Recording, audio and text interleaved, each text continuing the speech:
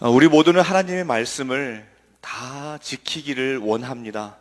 말씀을 지키기 원하지 않는 성도는 한 분도 안 계시겠죠. 그런데 문제는 뭐냐 하면 말씀을 지키는 것이 어려워 보인다는 것입니다. 말씀을 다 지키는 것은 심지어 불가능해 보이기도 합니다. 우리가 계속해서 묵상하고 있는 신명기 말씀이 계속 어떻게 말씀하고 있죠? 말씀을 잘 지키면 축복, 말씀을 지키지 않으면 저주. 이 말씀이 계속 반복되고 있습니다. 말씀을 지키지 않으면 저주라고요? 그럼 우리 삶은 어떻게 됩니까? 그러나 오늘 본문은 말씀을 지키는 것이 어려운 것이 아니라고 하는 놀라운 선언을 하고 있습니다. 11절에 보면 내가 오늘 내게 명령한 이 명령은 내게 어려운 것도 아니요 먼 것도 아니라. 12절에는 하늘에 있는 것이 아니니 내가 이르기를 누가 우리를 위하여 하늘에 올라가 그의 명령을 우리로 가지고 와서 우리에게 들려 행하게 하려 할 것이 아니요. 14절도 다시 보면 오직 그 말씀이 내게 매우 가까워서 내 입에 있으며 내 마음에 있은즉 내가 이를 행할 수 있느니라. 하나님의 말씀은 어려운 것도 아니고 멀리 있는 것도 아니다라고 말합니다. 그래서 말씀이 저 하늘에 있어서 가지고 내려와야 되거나 저 바다 밖에 있어서 거기까지 가야 되는 것이 아니라 말씀은 매우 가까워서 내 입에 있다. 그리고 마음에 있다. 그래서 이를 행할 수가 있다라고 선언하고 있습니다. 먼저 여기서 내 마음에 있다. 마음에 있다라는 그 말은 오늘 본문 앞에 6절에 보시면 내 하나님 여호와께서 내 마음과 내 자손의 마음에 할례를 베푸사 너로 마음을 다하여 여호와를 사랑하게 하셨다라고 말씀하시면서 마음의 할례를 받아. 말씀을 마음에 새기고 마음으로 여호와를 사랑하도록 하나님께서 만들어 주셨습니다. 그리고 내 입에 있다. 내 입에 있다라는 것은 신명기를 전체적으로 볼 때 이 신명기가 가나안 땅에 들어가서 지켜야 될 그 다음 세대들이 지켜야 될 하나님의 말씀을 반복적으로 말씀하고 있는데 신명기 6장에 보면 쉐마 이스라엘, 들으라 이스라엘, 들으라 이스라엘. 오늘 내가 명령하는 이 말씀을 마음에 새기고 그리고 부지런히 가르쳐서 강론하고 기록하고 붙여 놓으라고 말씀하면서 항상 말씀이 입에서 나오도록 하라라고 말씀을 하고 있습니다. 말씀은 멀리 있는 것이 아니라 저 하늘에 있는 것도 아니고 저 바다 밖에 있는 것도 아니고 말씀은 마음의 할례를 받아서 마음에 새기고 또 항상 입술로 고백하니 말씀은 가까이 있다라는 것입니다. 또한 말씀이 먼 것이 아니고 하늘에 있는 것이 아니라 매우 가깝다고 말씀했죠. 하늘에 있는 것이 아니라 가까이 있다. 말씀이 하늘에 있는 줄 알았는데 매우 가깝다. 저는 이 말씀을 계속 묵상을 하면서 하늘에 계시는데 이 땅에 말씀으로 내려오신 분이 떠올랐습니다. 그분이 누구이십니까? 예수 그리스도. 하늘에 계신데 하나님이신데 그 말씀이신 하나님이 내려오셨어요. 육신이 되어서 이 땅에 내려오신 분, 말씀이신 예수님이 육신이 되어 이 땅에 내려오신 분, 예수 그리스도. 요한복음 1장 1절에 보면 태초에 말씀이 계시니라. 이 말씀은 곧 하나님이신데 그 하나님이 이 말씀은 곧 하나님이시다. 요한복음 1장 14절에도 말씀이 육신이 되어 우리 가운데 거하심에, 말씀이 하나님이신데 그 하나님이 우리 가운데 거하심에 말씀이 내려오셨습니다. 말씀이 육신이 되어서 이 땅에 내려오셨습니다. 그러기에 말씀은 저 멀리 있는 것이 아닙니다. 우리에게 내려오셔서 우리와 함께 거하신다라고 말씀했습니다. 저는 그 어떤 종교도 그 종교의 경전이 인간에게 내려왔다는 말을 들어본 적이 없습니다. 그저 그 경전의 내용을 지키려고 애쓰고 고행도 하고 이것저것도 하고 그리고 발버둥 치지만 안 되는 것, 그것이 세상 종교의 경전입니다. 그런데 진리, 우리가 믿는 진리는 무엇입니까? 그 말씀이 내려오신 거예요. 우리가 하늘로 올라갈 것이냐, 우리가 바다 밖으로 갈 것이냐, 우리가 말씀을 지키려고, 내 공덕을 쌓으려고 말씀을 지켜야지 천국에 간다, 말씀을 지켜야지 구원 얻기 위하여 말씀을 지키는 것이 아닙니다. 말씀이 내려오신 겁니다. 이 놀라운 비밀의 예표가 구약의 만나입니다. 만나. 이스라엘 백성들을 하나님께서 만나로 40년간 먹이셨습니다. 자, 그런데 그 만나를 먹이신 목적이 무엇이었죠?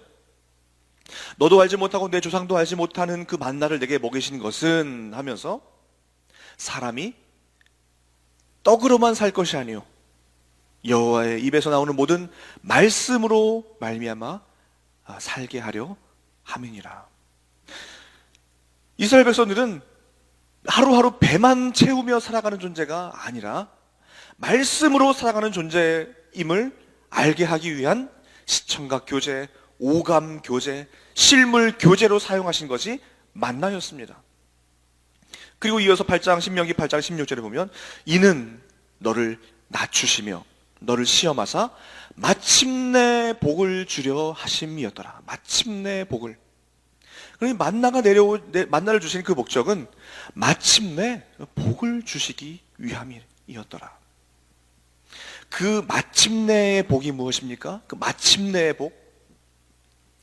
그 마침내의 복은 하루하루 배만 채우는 복이 아니라 그 마침내의 복은 만나가 우리에게 내려오신 예수 그리스도의 구원의 복이 그 마침내의 복입니다. 만나가 하늘에서 내려오잖아요. 그 만나로 하루하루를 살잖아요. 말씀이신 예수 그리스도께서 이 땅에 내려오셔서 하루하루 사는 것이 아니라 영생을 주신 놀라운 그 구원의 비밀. 그래서 예수님은 요한복음 6장에서 이렇게 말씀하십니다. 예수께서 이르시되 내가 진실로 진실로 너희에게 이르노니 모세가 너희에게 하늘로부터 떡을 준 것이 아니라 내 아버지께서 너희에게 하늘로부터 참떡을 주시나니 하나님의 떡은 하늘에서 내려 세상에 생명을 주는 것이니라. 나는 생명의 떡이다 라고 예수님께서, 당신 자체가 만나다, 예수 그리스도가 만나라는 것을 말씀해 주고 있습니다. 만나가 하늘에서 내려오듯이 예수님이 이 땅에 내려오신 겁니다. 그렇기 때문에 우리가 그 말씀을 가지러 하늘로 올라갈 필요가 없습니다. 내려오셨기 때문입니다. 말씀 자체가 내려오신 거예요. 이렇게 말씀이 하늘에 있지 않고 말씀이 내려오셨다는 놀라운 그 신비를 사도 바울도 증명하고 있습니다. 사도 바울은 로마서 10장에서 복음의 정수가 뭐죠? 이신칭의, 즉 믿음으로 구원 얻는다라고 하는 그 이신칭의를 말하면서 이렇게 말합니다. 믿음으로 말미암는 의는 이같이 말하되 내 마음에 누가 하늘에 올라가겠느냐 하지 말라 하니 올라가겠느냐 함은 그리스도를 모셔 내리는 것이요. 8절에 그러면 무엇을 말하느냐? 말씀이 내게 가까워 내 입에 있으며 내 마음에 있다 하였으니 곧 우리가 전파하는 믿음의 말씀이니라. 아멘. 잘 들으셨나요? 믿음의 말씀, 믿음으로 말미암는 의, 이것을 위해서 하늘로 올라갈 필요가 없다는 거예요. 왜요? 내려오셨으니까요. 그것이 믿음으로 말미암는 의, 복음의 다이아몬드라고 말하는 이신칭의, 믿음으로 의롭게 되는 그 은혜가 하늘에서 말씀이신 하나님이 이 땅에 내려오셔서 우리에게 그 구원의 놀라운 신비의 비밀을 우리에게 알려주시고 놀라운 생명의 떡, 다시는 영원히 줄이지 않는 생명의 떡을 우리에게 주신 것입니다. 그래서 우리가 믿음으로 말미암는 의도 하늘로 올라갈 필요가 없어요. 말씀이 우리에게 가까이 있습니다. 입에 있고 마음에 있고 우리가 전파하는 그 믿음의 말씀이다라고 사도 바울이 증언하고 있잖아요. 그래서 로마서 10장 9절에도 내가 만일 내 입으로 예수를 주로 시인하고 또 하나님께서 그를 죽은 자 가운데에서 살리신 것을 마음에 믿으면 구원을 받으리라. 사람이 마음으로 믿어, 아까 말씀이 마음에 있다 그랬죠? 마음으로 믿어 의에 이르고, 그리고 입으로 시인하여, 또 말씀이 입에 있다 그랬죠? 입으로 시인하여 구원에 이르느니라. 놀라운 신비의 비밀이 이렇게 퍼즐 맞춰지듯이 맞춰지는 거예요. 우리는 말씀을, 구원 얻기 위해서 말씀을 지켜야 할 필요가 없습니다. 필요가 없어요. 구원을 얻기 위해서 말씀을 지켜야 될 필요가 없습니다. 왜냐하면 예수님께서 율법의 요구를 다 이루셨기 때문에 우리는 그 예수님을 마음으로 믿고 입으로 시인하면 그것이 구원입니다. 그것이 구원이에요. 그렇기 때문에 613가지의 율법 조항, 성경이 말하고 있는 613가지의 율법 조항을 조항 개별 항목마다 지킬 필요가 없습니다. 그 조항마다 지키는 것이 아니라 그 율법을 다 사랑으로 완성하신, 십자가 사랑으로 완성하신 예수님 앞에 나아가는 것이 그 말씀을 다 지키는 것입니다. 예수님은 율법을 사랑으로 완성하셨어요. 율법의 요구를 다 이루시고, 그래서 예수님은 네 마음을 다하고 목숨을 다하여 뜻을 다하여 내 하나님 여호와를 사랑하라. 이것이 크고 첫째 되는 계명이니 또한 둘째도 이와 같으니 내 이웃 사랑하기를 내 자신같이 하라. 이것이 온 율법과 선지자의 강령이니라. 예수님께서 온 율법을 단 하나, 하나님 사랑, 이웃 사랑, 사랑으로 요약해 주셨어요. 로마서 13장 8절에도 피차 사랑의 빛 외에는 아무에게든지 아무 빛도 지지 말라. 남을 사랑하는 자는 율법을 다 이루었느니라. 10절에도 사랑은 이웃에게 악을 행하지 아니하나니 그러므로 사랑은 율법의 완성이니라. 갈라디아서 5장 14절에는 온 율법은 내 이웃 사랑하기를 내 자신같이 하라 하신 말씀에서 이루어졌나니. 보세요. 계속 반복되는 것이 무엇입니까? 모든 율법은 사랑하라는 말에 다 들어있다. 사랑하면 율법을 다 이룬 것이다. 예수님이 사랑으로 율법을 완성하셨기 때문입니다. 그래서 율법 613개의 율법을 다 말할 것도 없습니다. 이 10계명만 봐도 그래요. 하나님을 사랑하는데 나 외에 다른 신을 섬깁니까? 하나님을 사랑하는데 하나님 외에 다른 색인 이 우상 조각을 만듭니까? 하나님을 사랑하는데 하나님의 이름을 망령되이 여깁니까? 하나님을 사랑하는데 이 안식일을 함부로 범합니까? 또한 이웃을 사랑하는데 부모를 공경하지 않습니까? 이웃을 사랑하는데 간음합니까? 이웃을 사랑하는데 도적질을 합니까? 이웃을 사랑하는데 탐합니까? 이웃을 사랑하는데 거짓 증거합니까? 10가지 다 했나요? 10계명만 봐도 하나님 사랑하면 다 끝나요. 이웃 사랑하면 다 끝납니다. 613가지 마찬가지예요.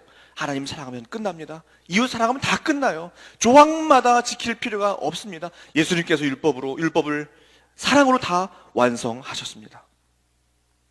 그래서 예수님은 포도나무에 비유해서 이렇게 말씀하시잖아요. 너희가 내 안에, 내 말이 너희 안에 거하면 무엇이든지 원하는 대로 구하라. 그리하면 이루리라.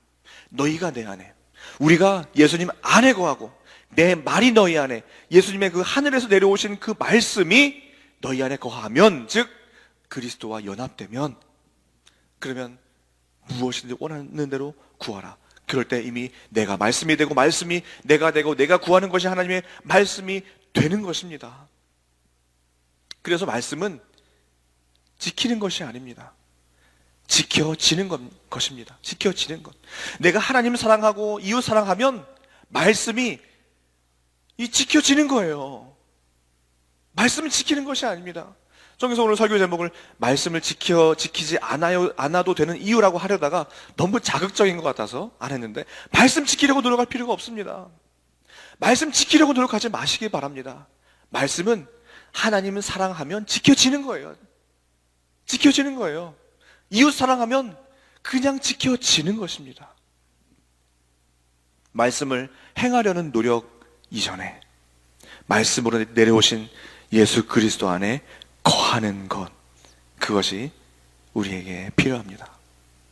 그래서 말씀은 우리가 다 지켜야 하는 무거운 짐이 아니라, 부담이 아니라, 나를 사랑하셔서 말씀이 육신이 되어서 이 땅에 내려오신 그 하나님의 연애 편지임을 알고 항상 그 하나님을 내 안에 모시고 내가 하나님 안에 거하고 말씀을 내 가슴에 새기고 말씀이 내 입에서 나오는 가운데 말씀을 지키는 것이 아니라 말씀이 지켜지는 그 놀라운 은혜의 경험을 날마다 누리시는 성도님들 되시기를 간절히 소망합니다.